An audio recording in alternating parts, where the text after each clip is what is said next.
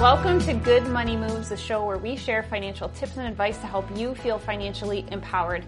I'm Jenna Taubel, AVP of Marketing here at First Alliance Credit Union, and today I have with me Nick Meeker, our real estate lending manager here at First Alliance. And if you can put two to two together, the reason I've got Nick here is because we're going to be talking real estate mortgages, specifically the different types of mortgages that are out there that you could be considering if you're starting your home buying journey. But before we dive into our topic today, Nick, welcome. Thank you for being here. Why don't you just share a little bit about yourself and what is a real estate lending manager? What do they do? Yeah, I was born and raised in Rochester. I have been in the mortgage industry since 2012. And I've worked for some of the largest lenders in the United States. I worked for some of the smallest banks in town here. And now I'm with First Alliance Credit Union, and I'm happy to be here. Awesome. And we're happy to have you. Thank you. Awesome. Well, let's just dive right into the topic today, because we could have a whole separate show about mortgages. I feel like, honestly, it's such a big topic, a big world, but today we're specifically talking about the different types of mortgage loans that are out there, because I feel like that's an area where a lot of people probably just think the conventional 30-year mortgage is just what you get, but there's actually a lot of other options out there. Yeah. And so I want to make sure that people understand the options that are out there. So let's just maybe start at a high level. What are maybe the more common types of mortgage loans that people are going to hear about or take advantage of? Yeah, so you got, like you mentioned, you got the 30-year fixed conventional loan, which can also be a 20-year fixed conventional loan, a 15-year, a 10-year fixed. There's different terms for each loan type.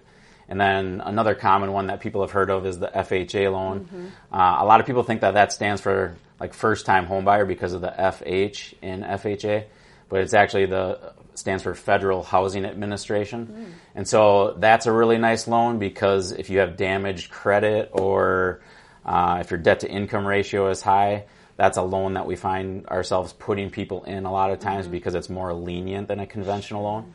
It allows people to go down, at least with us, to a 640 credit score. Okay. Versus something like a conventional loan, you have to have cleaner credit. You'll have to have at least probably a 680 credit score.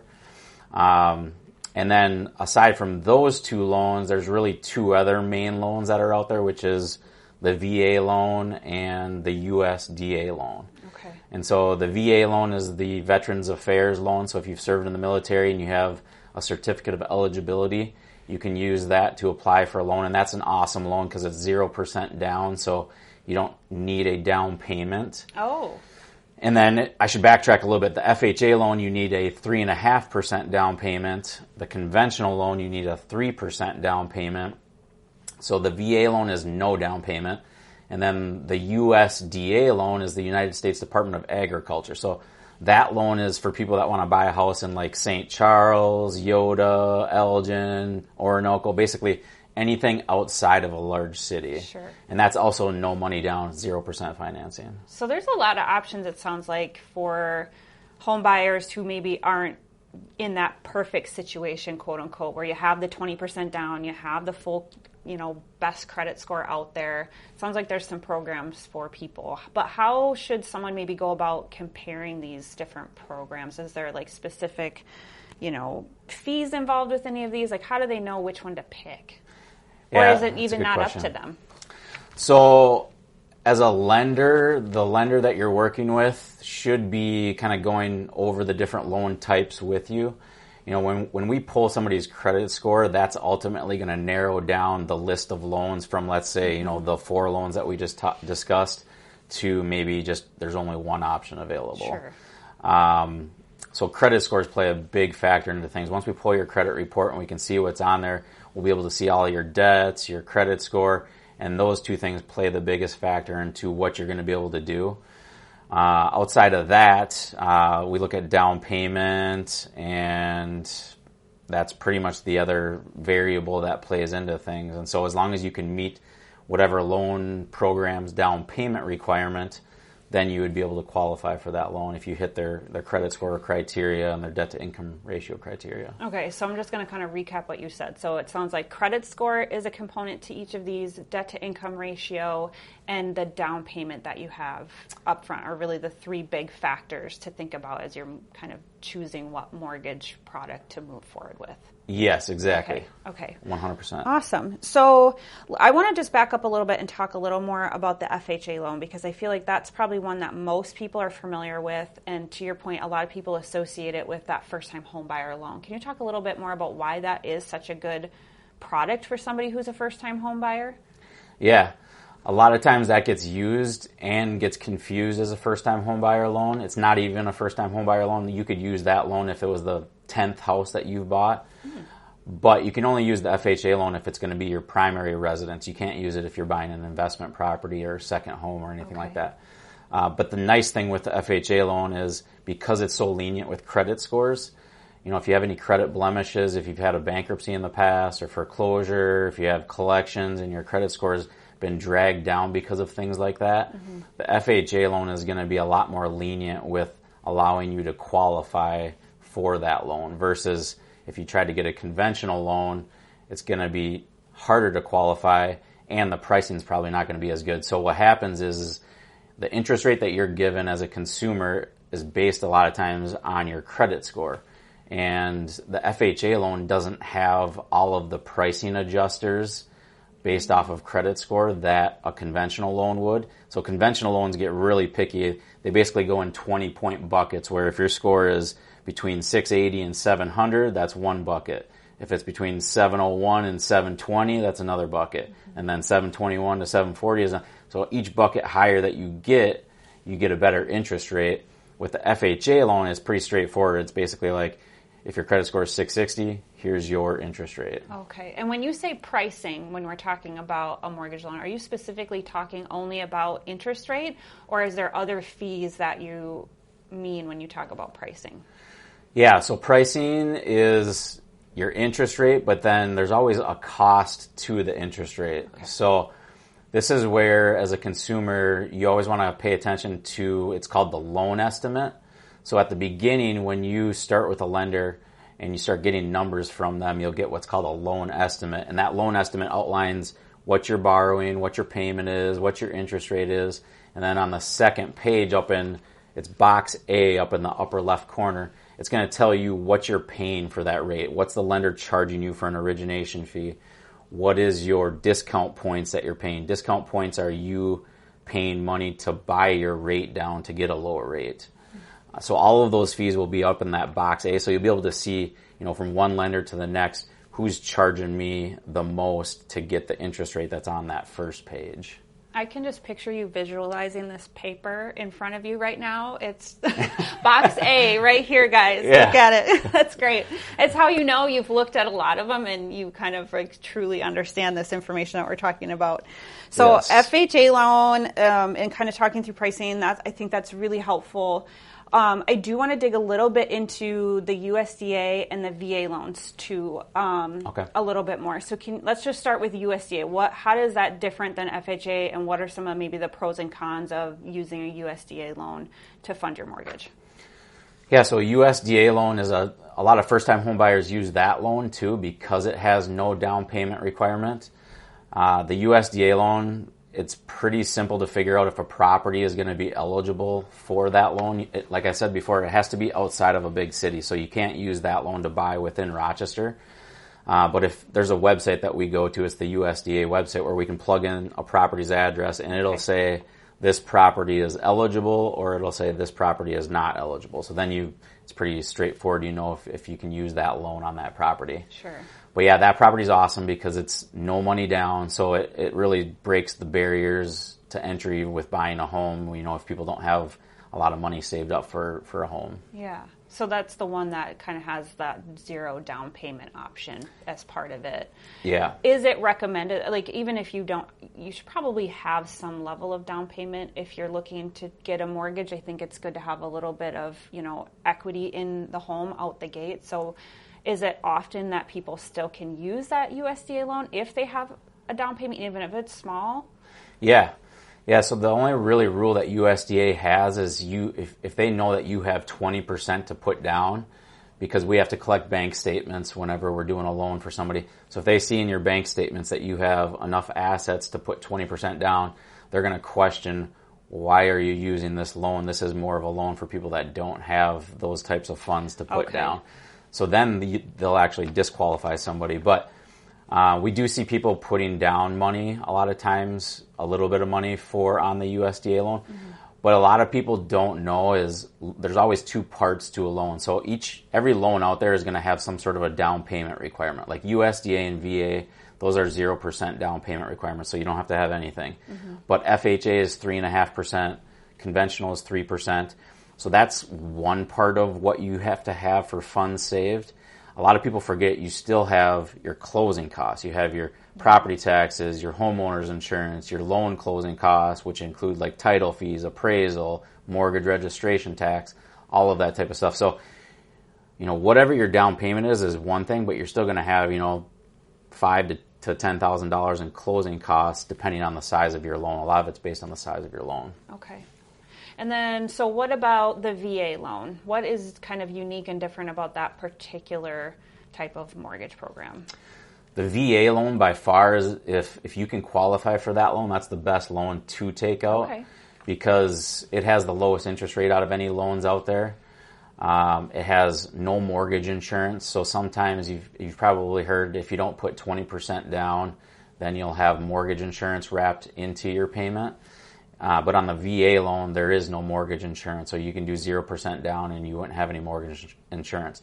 So that makes your total overall payment that much less because you don't have that extra thing built into it.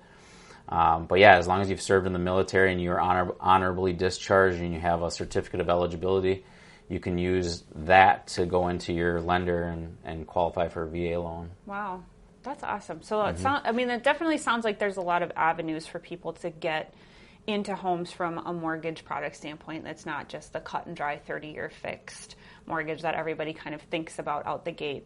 So I also want to talk a little bit about, because you brought it up at the start of our conversation, 30-year versus 15-year versus 10. Let's talk a little bit about choosing a term for your mortgage and what are the pros and cons to going longer or shorter with your mortgage term. Yeah, I would say 90% of people choose a 30-year fixed term. That's the most common term out there because it's a longer term, so by stretching your payment out over 30 years, that keeps it as low as possible. And with house prices being higher and continually increasing year over year, people use that loan to keep their payments low. The downside is, for anybody that's taken out a 30-year fixed loan, you've probably seen on your mortgage statement, it doesn't move very much for the first 5 years. It doesn't. It's so frustrating to look at. You might have made $80,000 in mortgage payments, but your loan only paid down $10,000. So that's the frustrating part. There's a lot of interest built into that loan right up front. Versus if you can afford a 15-year fixed loan payment, I would 100% all of the time recommend a 15-year fixed loan over a 30-year fixed loan, because each time you make a payment on a 15-year fixed loan, you're going to see a larger dent into that principal balance right off the bat. It's not something you're going to have to wait 5 years to notice. And 15 years, if you can get rid of a $2,000 house payment in 15 years and not have a house payment after that, that sounds way better than having to wait 30 years. Yeah. So and I'm assuming over the course of 30 years, you're really paying a significant more amount of interest over that 30 years versus a 15-year as well. Oh, yeah. Yeah, you're probably looking at, double the amount of interest on a 30-year fixed loan over a 15-year fixed loan. And the other benefit on a 15-year fix is the rates are lower on a 15-year fix by about a half of a percentage point. So let's say you were at 6.5% on a 30-year fixed loan. A 15-year fix would be about 6%. Yeah, which it sounds small when you talk about it as 0.5%, but it makes a huge difference over the life of the loan. Oh, yeah. And how much you're actually paying in interest. So so that actually brings me to another question that I wanted to talk to you. I don't think you've touched on it yet, but there are products out there called balloon mortgages and adjustable rate mortgages. Can you talk a little bit about what those terms actually mean and kind of how those function a little bit? Yeah, balloon mortgages and ARM mortgages, which are adjustable rate mortgage, that's what the acronym ARM is. They're very similar in the sense that they're set up to where your interest rate's only fixed for a set period of time. So the difference between them is a balloon mortgage says, okay, your interest rate's fixed for the first 5 years or 7 years, and then once that time period hits, you have to pay the loan off in its entirety. Most people don't pay the loan off in its entirety. They just refinance the loan at that point into maybe another balloon loan. Versus an ARM loan, same thing, your interest rate's fixed for the first set amount of time, like maybe it's 5 years or 7 years, but you're not forced to either pay it off or refinance it at that point.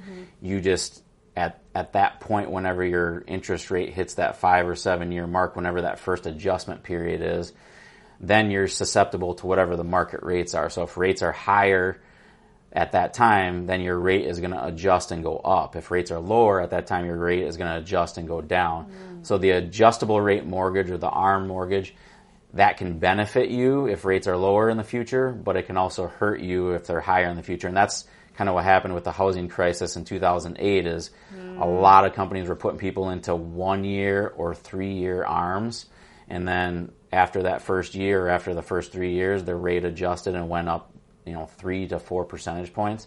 And now that house that they could afford, they could no longer afford. Yeah. So because to me, a balloon or an ARM is a terrifying thought that I wouldn't know, or I might have this huge payment that comes due. Like, when are these types of loans beneficial versus something like a 30-year fixed? I mean, I'm sure there's very specific scenarios where this is like the best way to move forward with your mortgage, and then there's other times where that 30-year conventional makes just more sense for the person. Yeah, I would say the time that it makes sense, it's not often that I've put people into an ARM, and I've never put anybody into a balloon loan before, but the times that it does make sense are when you have somebody that knows they're only going to be in the house they're 100% certain they're only going to be in a house for a certain amount of time. Like maybe it's a house that they're going to live in and then flip, and they're going to buy it, fix it up, and then sell it in 2 years to avoid the taxation on it. So if you know that going in and you set somebody up on a 5-year ARM and their intention is to be out in like 2 years, then it's safe because you still have that 3 years left, if they did decide to stay a little bit longer. Sure. No, that makes a lot of sense. It actually makes me think a little bit about, just because we live here in Rochester and Mayo Clinic and we have a lot of residents that come in and they are going to be here for several years, but they maybe don't plan to live here long term, but they still want to have a home to be able to build up equity. Something like a balloon loan could make sense at that point, potentially. Oh, yeah, for sure. A balloon loan or an ARM could definitely make sense for somebody that's going to be here in the short term like that. Yeah, as long as they know and have a pretty good idea that they're not going to have to be here after that. And another thing, too, is it's not like you're set in that loan forever. You can take that loan out and then refinance it into a 30-year fixed 2 years later if your life changes and all of a sudden you get a job offer and they say, we want to keep you here and keep you on staff. So it's just something where we would refinance the loan at that point. Yeah. Well, we are out of time. It went by really fast. And I feel like there's so much more ground we could cover with all this. I have a million more questions, but we do have to wrap it up. So Nick, thank you so much for being here. Thank you. You shared a ton of great information. And thank you for joining us as well. This has been Good Money Moves. Make sure you like and subscribe. And if you want to learn more about all of your different types of mortgage options, you can visit our website at firstalliancecu.com. And until next time, stay financially empowered.